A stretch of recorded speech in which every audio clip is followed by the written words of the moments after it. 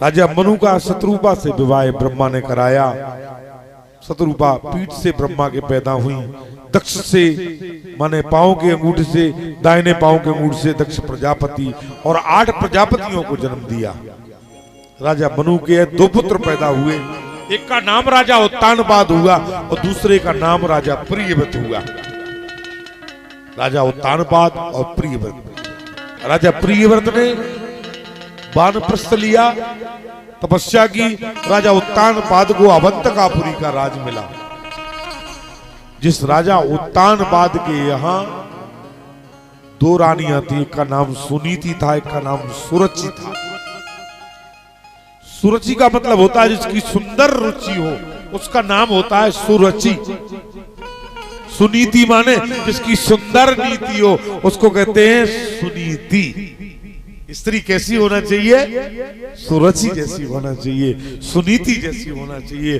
सुरुचि और सुनीति जैसी स्त्री जिस घर में है, समझ लो उस घर का उत्थान है, उस घर में वृद्धि है। और जिस घर की स्त्री सुनीति नहीं है, सुरुचि नहीं है, अपने घर में जिसकी रुचि नहीं है, घर वाले में जिसकी रुचि नहीं है, अपने बच्चों में जिसकी रुचि नहीं है, धर्म में जिसकी रुचि नहीं है, जिसकी रुचि नहीं है, कुरुचि है, अधर्म में जिसकी रुचि है, समझ लो वो घर विनाश की ओर जाएगा। इसलिए सुंदर रुचि होना चाहिए स्त्री के लिए। स्त्री की सुंदर रुचि और सुंदर नीति होना चाहिए, नीतिमान स्त्री होना चाहिए। और पुरुष को उत्तानपाद की तरह होना चाहिए, जिसकी पति का नाम है उत्तानपाद, उत्तम धनपाद है। हमेशा धर्म के कार्य में अग्रसर रहे, नीति के कार्य में अग्रसर रहे, उसका नाम है उत्तानपाद। अच्छे कार्य करता रहे, उसके यहाँ उत्तम पुत्र पैदा होता है और ध्रुव पैदा होते हैं। सुरुचि बड़ी, सुनीति बड़ी रानी थी और छोटी रानी सुरुचि थी। बड़ी रानी को संतान नहीं हुई, इसलिए बड़ी रानी ने अपनी बहन से ही अपने पति का विवाह करवा दिया। मैंने अपनी ही बहन से अपने पति का विवाह करा दिया सुरुचि का। सुरुचि की रुचि अच्छी नहीं थी, उसके कर्म अच्छे नहीं थे। शादी जब हो गई, दोनों बहनों में विवाद होने लगा, झगड़ा होने लगा, आपसी घर में कलह होने लगी। जिस घर में स्त्री कलह कारिणी हो जाती है, जिस घर में स्त्रियां आपस में झगड़ा करने वाली होती हैं, उस घर में लक्ष्मी का वास नहीं होता। इसलिए स्त्रियों को चाहिए कि वो घर में झगड़ा ना करें, देरानी जिठानी मिलके रहें, सास बहू बड़े मिलके रहें। बहुओं को चाहिए सासों की सेवा करें, उनके बर्तन मांगे। एक गांव की बात है, एक गांव में एक बूढ़ी बेचारी डुकरिया थी, सास, अजिया सास माने दादी सास, और उसकी बहू थी। उसके लड़के की शादी हुई, बहू के लड़के की शादी हुई। अरे बहू कब तक बहू रहेगी, वो भी तो एक दिन सास बनेगी ना। जब बहू सास बनी, उसके लड़के की शादी हुई, उसकी घर बहू आई, वो अच्छे संस्कार वाली थी। वो मेरी दादी सास से चोरी से चुपके से कभी कभी मौका मिल जाए तो बहू अपनी दादी को खाना खिलाए अपने हाथों से। बेटा तू बड़े अच्छे घर की है, तेरे माँ बाप बहुत अच्छे हैं, अच्छे संस्कार दिए, अच्छे घराने की बहू है, जीती रहे, सुखी रहे, तो सदा दूध भात खाएगी तू। लेकिन तेरी सास अच्छी नहीं है, देख रही है मेरे साथ कैसा गंदा व्यवहार करती है। चिंता मत करो अम्मा, मैं पढ़ी लिखी हूँ बहुत, कुछ ना कुछ युक्ति लगाऊंगी। थोड़े दिनों बाद बहू ने खाना देना शुरू कर दिया। सास बोली कुल्हड़ में लेके जा, कुल्हड़ में लेके गई। जो कुल्हड़ वहां से वो जूठा सास का, ददिया सास का बचे, उसे धो के छत पे रख दे वो सूखने को। धरते धरते 1 साल हो गई। 1 साल में 365 कुल्हड़ इकट्ठे हो गए। उसने फेंके नहीं, सुखाए। एक दिन सास छत पर गई, उसने देखा कि मेरी बहू जो कुल्हड़ सुखा रही, ढेर लगा दिया। उसने कहा क्यों रही, ये कुल्हड़ों को क्यों सुखा रही है, फेंकती क्यों नहीं है इस बुढ़िया के जूठे कुल्हड़। तो वो बहू बोली अम्मी इतने आज के टाइम तो बहुत सस्ते हैं, लेकिन आप जब डुकरिया हो जाओगी तो महंगे हो जाएंगे, हम नए नए रोज नहीं ले पाएंगे, हम तुम्हें नहीं में खुआ देंगे, इन्हीं कुल्लड़ों में तुम्हें खिलाएंगे। बोले क्यों, तेरी इतनी हिम्मत, मुझे कुल्लड़ों में खिलाएगी? बोले मम्मी आप ऐसे तो सीख रही हूँ इस घर में, आपकी भी तो इतनी हिम्मत है कि आप अपनी सास को खिला रही हो, तो मेरी भी हिम्मत बन जाएगी आपको खिलाने की। आप जो करोगे वही आपके साथ होगा। सास डर गई, कहा बेटा मुझे कुल्लड़ों में मत खिलाना। तो बहू बोली खबरदार, आज से तुमने दादी को कुल्लड़ों में खिलाया तो। इसलिए सासों को चाहिए कि वो अपनी सासों की सेवा करें, तब उनकी बहुएं उनकी सेवा करेंगी। इसलिए मिलकर के रहें परिवार में, जिसमें सुमति है मिलकर के स्त्रियां रहती हैं वहां पर आनंद है, और जहां पर स्त्रियां झगड़ा करती हैं उस घर की बर्बादी है। स्त्रियों को आपस में लड़ना नहीं चाहिए, माताओं को बहुओं से नहीं लड़ना चाहिए, और बहुओं को सासों से नहीं लड़ना चाहिए। बहू को सास को बेटी समझना चाहिए, बहू नहीं समझना चाहिए।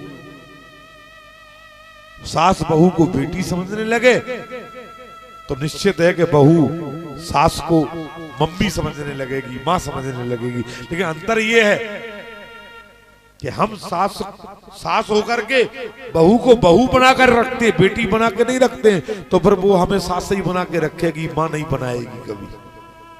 हम जो दूसरों से चाहते हैं पहले हमें देना पड़ेगा। हम चाहते कि हमारी इज्जत हो तो हमें देना पड़ेगी इज्जत हम देंगे तो इज्जत मिलेगी। जैसा व्यवहार करोगे वैसे ही आपके साथ में होगा। आप बबूल के कांटे बोओगे तो बबूल ही पैदा होगा। आप किसी को लड्डू खिलाओगे तो लड्डू मिलेगा। और जहां पर स्त्रियां प्रेम से रहती हैं वहां पर जहां सुमति तहां संपत्ति नाना।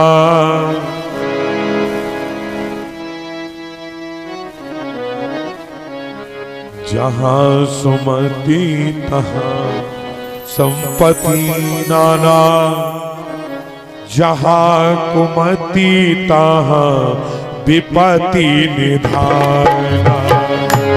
जहां सुमति संपत्ति नाना, जहाँ सुमति विपत्ति निधाना। जहाँ सुमति विपत्ति निधाना, जहाँ सुमति संपत्ति नाना। जहाँ सुमति संपत्ति नाना, जहाँ कुमति विपत्ति निधाना। श्री राम जय राम जय जय राम, श्री राम जय राम जय जय राम। श्री राम जय राम जय जय राम, श्री राम जय राम जय जय राम। श्री राम जय राम जय जय राम, श्री राम जय राम जय जय राम। जहां सुमति तहां संपत्ति नाना, जहां सुमति है, जहां शांति है, जिस घर में एकता है वहां पर संपत्ति है, नाना प्रकार की संपत्ति। दोनों स्त्रियां उत्तान बात की आपस में लड़ने लगी, भले ही वो बहनें थी सगी, सुनीति और सूरज जी। एक दिन इतनी ज्यादा लड़ाई हुई, बड़ी रानी ने देखा कि छोटी रानी कहने लगी कि यदि ये सुनीति घर में रहेगी तो मैं इस घर में नहीं रहूंगी। तो सुनीति ने विचार किया कि यदि ये घर छोड़ करके चली गई तो महाराज मेरे पति की इच्छा पूरी नहीं होगी। इसलिए समझदार थी बड़ी रानी, उसने एक रात घर त्यागने का विचार किया। सोते हुए पति को प्रणाम करके घर त्याग करके चली गई जंगल में तपस्या करने के लिए। समय व्यतीत हुआ, महाराज जब तपस्या करने के लिए जंगल में चली गई देखो विधि का विधान। जिस समय बड़ी रानी सुनीति ने घर छोड़ा राजा उत्तानपाद का, उस समय उनके पेट में गर्भ था, 1 माह गर्भ था। इधर छोटी रानी को भी 1 महीने बाद गर्भ हुआ। जंगल में सुनीति ने ध्रुव को जन्म दिया। जिसकी नीति सुंदर है उसकी संतान सुंदर है। जो मां धर्मात्मा है उसकी संतान धर्मात्मा है, और जिसकी मां दुरात्मा है उसकी संतान भी दुरात्मा है।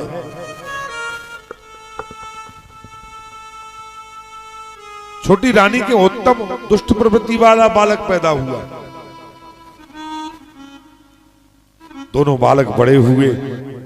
ध्रुव जी 5 वर्ष के थे। जंगल में बलकल वस्त्रों से रानी सुनीति अपने वस्त्रों को, अपने अंगों को छुपाए रहती थी। पत्तों से अपने शरीर को ढके रहती थी।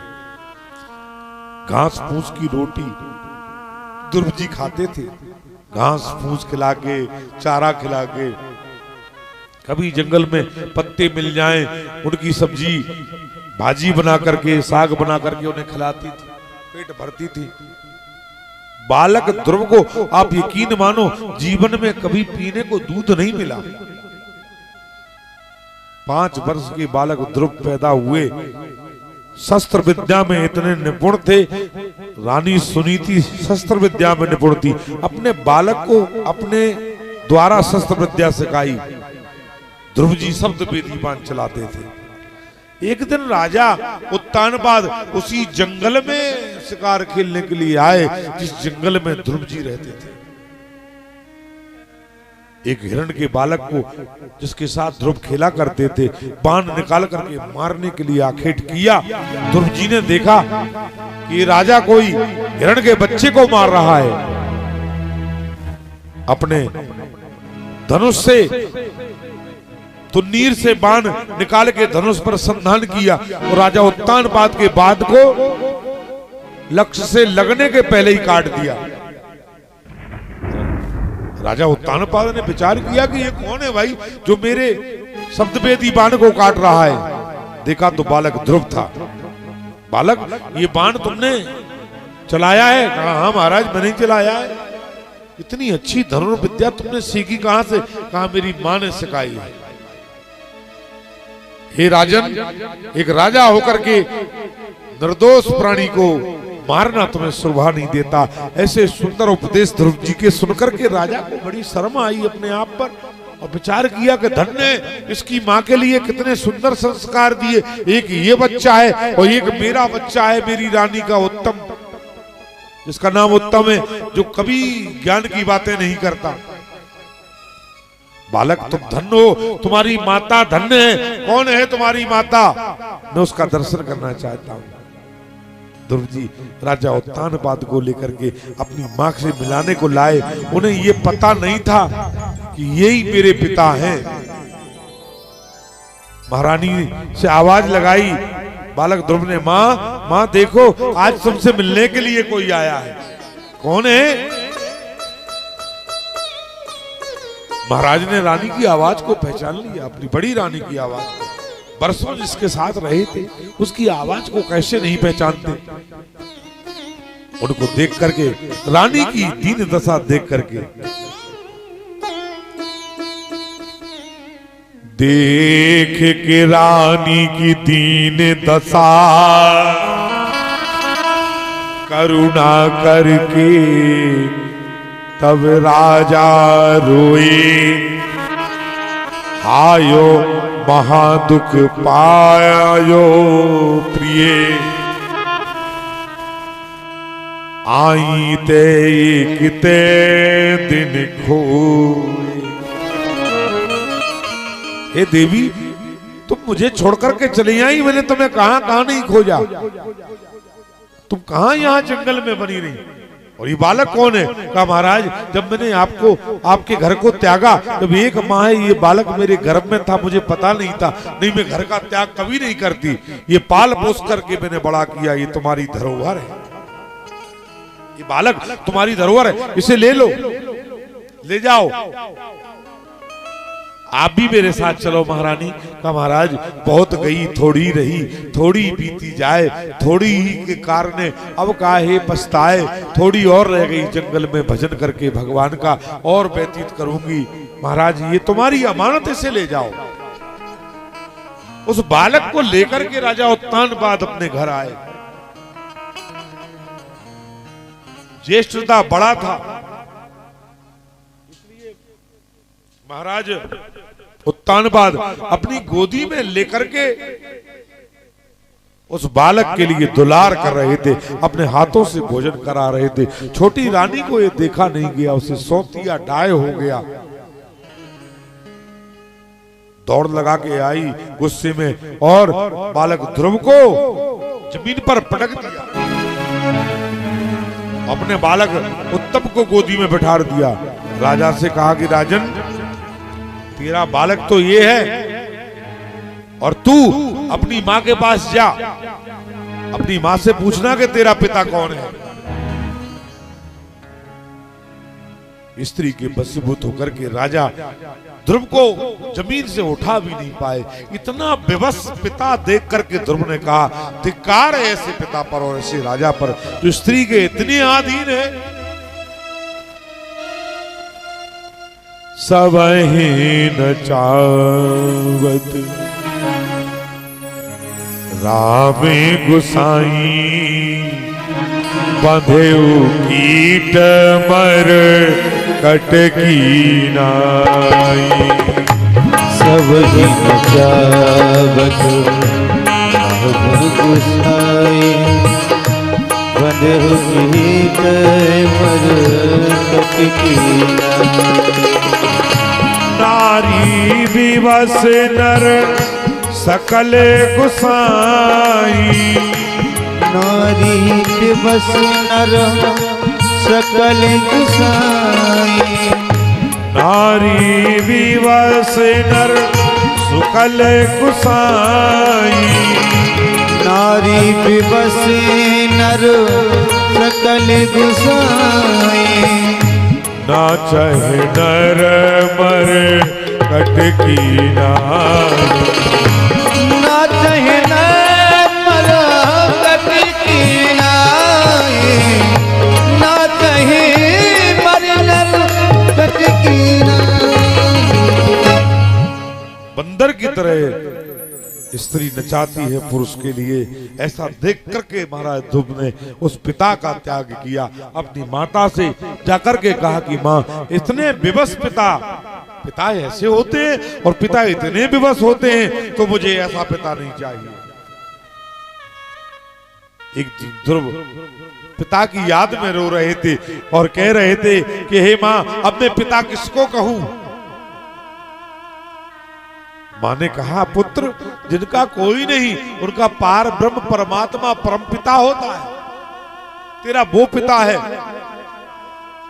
उसको पाने के लिए प्रयास कर। संसार के पिताओं के लिए मत रो, उस परम पिता परमात्मा के लिए रो। गोपियां श्री कृष्ण के वियोग में रो रही थी तो श्री कृष्ण ने उपदेश दिया था, उद्धव ने उपदेश दिया था, ऐसे पति का बरिए मोहन जो जन्म में मर जाए, बरिए गिरधर लाल को जन्म सफल हो जाए। गोपियां कहती कि हम तो वर्ण गिरधर का करेंगे, ऐसे पति का वर्ण नहीं करेंगे जो बार बार जन्म लेता मर जाता हमें छोड़ करके चला जाता। हम तो उस पार ब्रह्म परमात्मा को अपना पति बनाएंगे जो जन्म जन्म तक हमारे साथ रहेगा, कभी हमें नहीं त्यागेगा। जन्म सफल करने वाला तो वो पार ब्रह्म परमात्मा है, परम पति, वही सबका पति, वही सबका पिता है। ध्रुव जी ने कहा मां उसका नाम क्या है? उसका नाम नारायण है। कहां मिलेगा?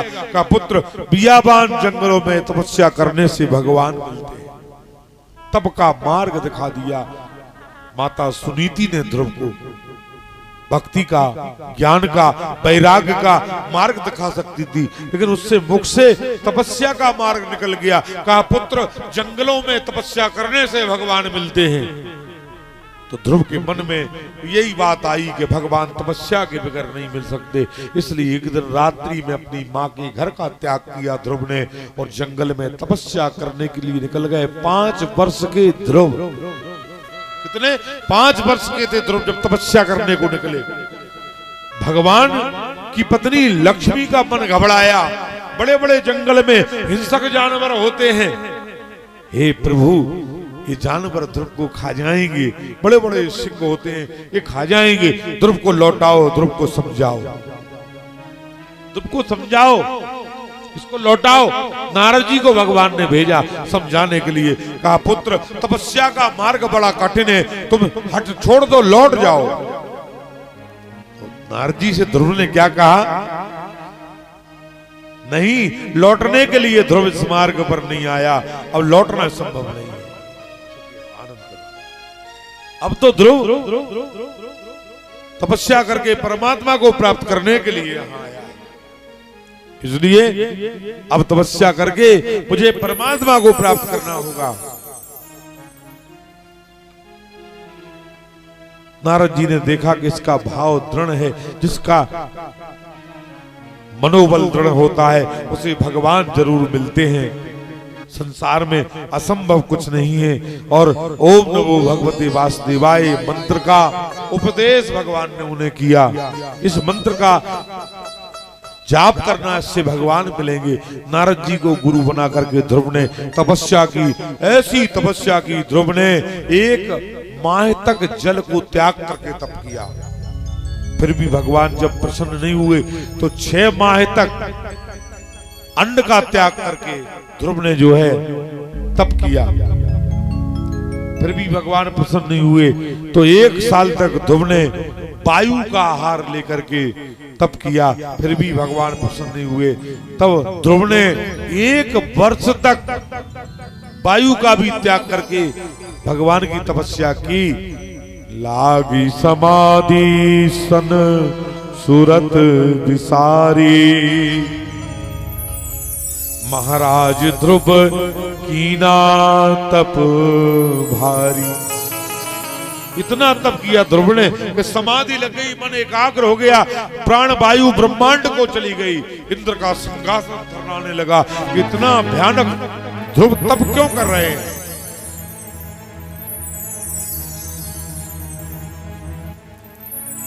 कछु दिन भोजन बार बतासा, और कछु दिन किए कठिन उपवास। भोजन जल अन्न वायु फल त्याग करके ध्रुव जी ने तप किया।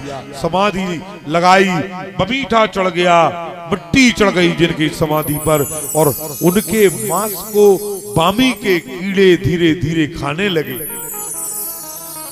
शरीर की शुद्ध ध्रुव को नहीं थी। ऐसा कठिन भगवान ने जब उसका तप देखा,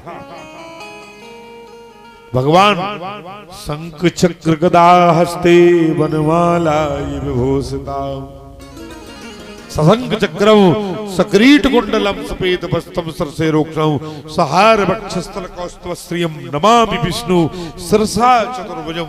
भगवान नारायण सामने आए। कहा ध्रुव बेटा नेत्र खोलो, समाधि से उठो, मैं आया हूं। ध्रुव ने पूछा तुम कौन हो? कहा मैं नारायण हूं जिसके लिए तुम तप कर रहे हो। कहा मैं कैसे मानूं कि तुम नारायण हो? यदि कोई प्रभु की माया हुई मेरी तपस्या को खंडित करने के लिए, मैंने सुना है कि देवता तपस्या को खंडित कर देते हैं, इसलिए देवताओं का कोई षड्यंत्र हुआ तो कहा कैसे मानोगे कि मैं नारायण हूं?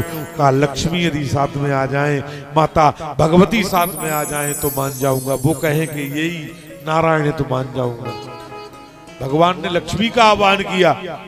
ध्रुव दोनों का दर्शन करना चाहते थे। कहा लक्ष्मी आ गई। लक्ष्मी ने कहा पुत्र यही नारायण है, नेत्र खोलो। देखा तो हाथों में शंख चक्र गदा बनमाला पहने हुए भगवान के चतुर्भुजी रूप को देखा। करोड़ों सूर्यों के समान प्रकाश प्रकाशित हो रहा है जिनके शरीर से। ध्रुव ने देख करके स्तुति की। ध्रुव, मैं आज तुम्हें अपना पुत्र स्वीकार करता हूं। आज से तुम मेरे धर्म के पुत्र हो। आओ मेरी गोदी में बैठ जाओ। भगवान ने अपनी गोदी में बैठा लाओ, दुलार किया और कहा, पुत्र जब तक ये सूर्य चंद्रमा रहेंगे तब तक तुम अमर रहोगे।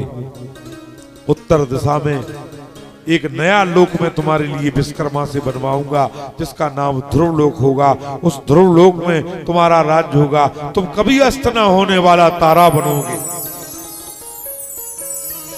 तो शादी होती है तो ध्रुव जी का दर्शन कराया जाता है 7-5 वचन के बाद में। नाई खवास जो होते हैं वो ध्रुव का दर्शन कराते हैं। नाई को नेग भी दिया जाता है, क्योंकि ध्रुव कभी ना अस्त होने वाला तारा है। इसलिए शादी और विवाह के ध्रुव जी साक्षी होते हैं। जो भी उन वचनों को तोड़ता है, स्त्री या पुरुष, ध्रुव जी महाराज उसके साक्षी होते हैं। चित्रगुप्त जी के यहाँ ध्रुव जी की गवाही लगती है और जैसी गवाही ध्रुव जी महाराज दे देते हैं वैसा दंड उस स्त्री या पुरुष को मिलता है। इसलिए 7-5 वचन का स्त्री और पुरुष को पालन करना चाहिए। इसे तोड़ना नहीं चाहिए। वचन तोड़ने के लिए नहीं बनाए गए। महाराज ब्रह्मा जी ने सृष्टि को जब पैदा किया, राजा